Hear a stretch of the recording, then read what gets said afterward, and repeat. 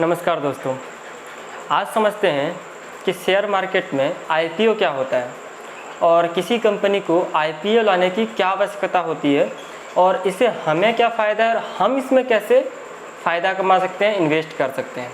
तो चलिए शुरू करते हैं।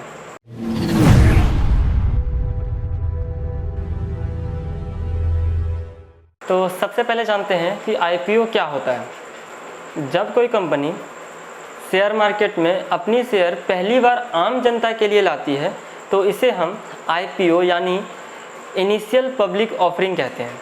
किसी भी कंपनी को स्टॉक मार्केट पे लिस्ट होने के लिए उसे सबसे पहले अपना आईपीओ लाना होता है, उसके बाद ही वो कंपनी स्टॉक एक्सचेंज यानी एनएससी या बीएससी में लिस्ट हो सकती है। चलिए अब समझते हैं कि किसी भी कंपनी को आईपीओ लाने की क्या आवश्यकता होती है।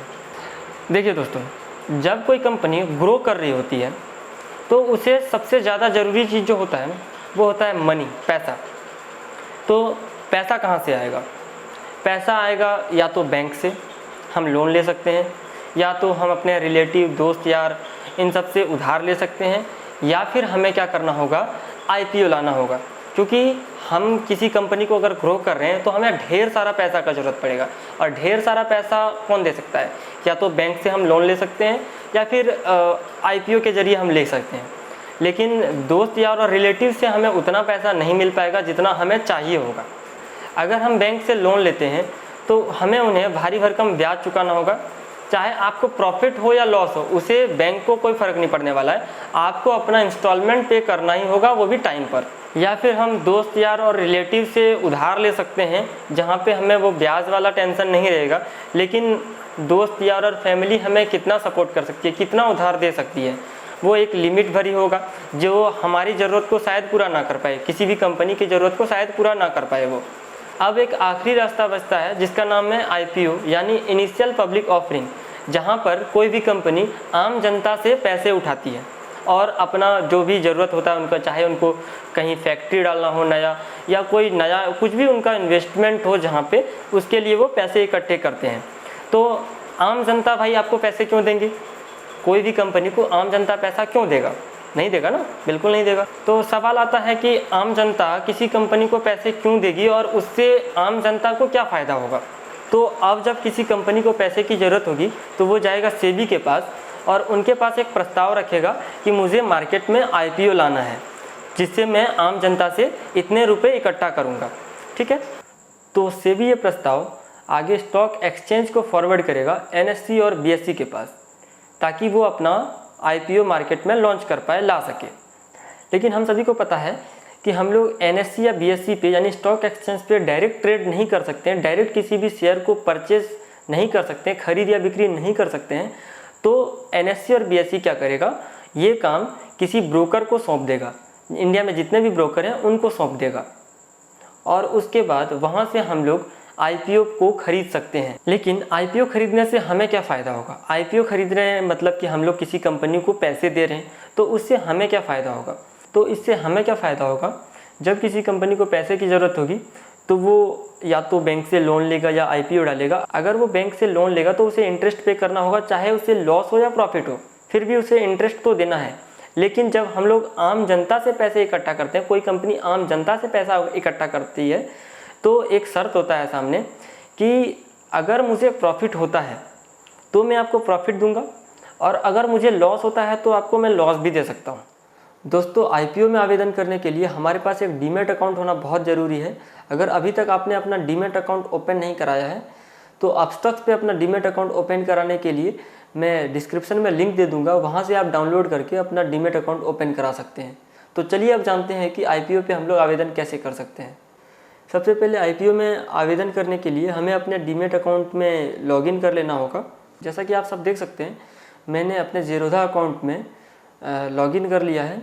अब मैं आपको दिखाता हूं कि आईपीओ के लिए हम लोग आवेदन कैसे कर सकते हैं। आईपीओ पे आवेदन करने के लिए सबसे पहले मुझे अपने प्रोफाइल में जाना है। यहाँ पे आपको दिख रहा होगा कंसोल में एक ऑप्शन दिख रहा होगा आईपीओ का, इस पर मैं क्लिक कर देता हूँ।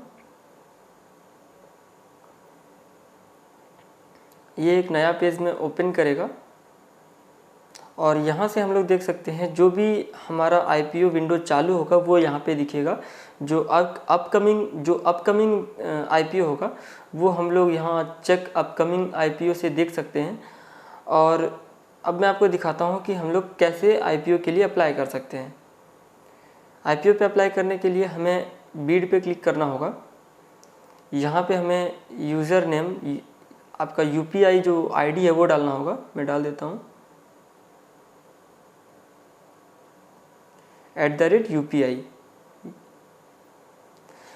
यहाँ पे इन्वेस्टर टाइप में इंडिविजुअल इन्वेस्टर ही रहेगा। IPO में आवेदन आपको लॉट साइज़ में करना होता है। जो भी कंपनी लॉट साइज़ देगी उसी लॉट साइज़ में ही आपको आवेदन करना होता है। जैसा कि आप देख सकते हैं कि इस कंपनी का लॉट साइज़ क्वांटिटी दिख रहा है 6000। तो इसका ये मतलब है कि 6000 से कम क्वांटिटी में हम लोग बाय नहीं कर सकते हैं। हमको 6000 के ही गुणक में आपको ख़रीदना होगा। मतलब कि 6000 आप खरीद सकते हैं, या आपको 2 लॉट लेना है तो 6000 की जगह 12000, 18000, 24000 इस तरह का आपको ख़रीदना होगा। जैसा कि मैं इस कंपनी में अगर आवेदन करता हूँ तो यहाँ पे मैं क्लिक करूँगा। इसमें यहाँ पे मैं अपना UPI ID डालूँगा। क्वांटिटी था 85, मतलब कि मुझे 85 क्वांटिटी कम से कम लेना होगा। कट ऑफ प्राइस में मैं टिक कर दूंगा। इसका ये मतलब है कि मुझे मैक्सिमम प्राइस 175 पे ही मिलेगा परचेस करने के लिए। मैं ये सब आप डाल सकते हैं, नहीं भी डाल सकते हैं। यहाँ पे मैं क्लिक करता हूँ।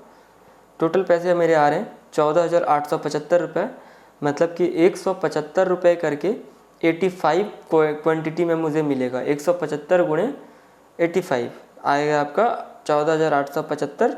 इतना रुपया मुझे पे करना होगा। मैं यहाँ सबमिट कर देता हूँ। ये अभी नहीं हो रहा है क्योंकि IPO जब आप आवेदन करेंगे तो उसका टाइम होता है 10 बजे से 4:30 बजे तक। यहाँ पे आप देख सकते हैं लिख रहा है IPO Windows open from 10 AM till 4:30 PM। तो इस बीच ही आपको आवेदन करना होगा। प्रोसेस यही है, आप ये सारा फॉर्म फिल करेंगे, यहाँ पे आप सबमिट करेंगे। उसके बाद आपको UPI पे एक रिक्वेस्ट जाएगा पेमेंट का, वहाँ पे पेमेंट रिक्वेस्ट पे आप पेमेंट एक्सेप्ट करेंगे। जब आपका IPO लग जाएगा तो आपके अकाउंट से वो पैसे डेबिट हो जाएंगे और बदले में आपको उसी डीमेट अकाउंट में IPO के जो शेयर्स हैं वो क्रेडिट हो जाएंगे। और अगर आपका IPO नहीं लगता है, आवेदन आपका स्वीकार नहीं किया जाता है, तो उसी अकाउंट में, जिस अकाउंट से आपके पैसे ब्लॉक हुए, उसी अकाउंट में दोबारा पैसे आपके शो करने लगेंगे, आ जाएंगे। तो दोस्तों आज का ये टॉपिक आपको कैसा लगा प्लीज़ हमें कमेंट करके ज़रूर बताएं। वीडियो अच्छा लगा तो लाइक कर दें, बहुत अच्छा लगा तो शेयर कर दें, और अगर चैनल पर नए हैं तो सब्सक्राइब करना ना भूलें। धन्यवाद।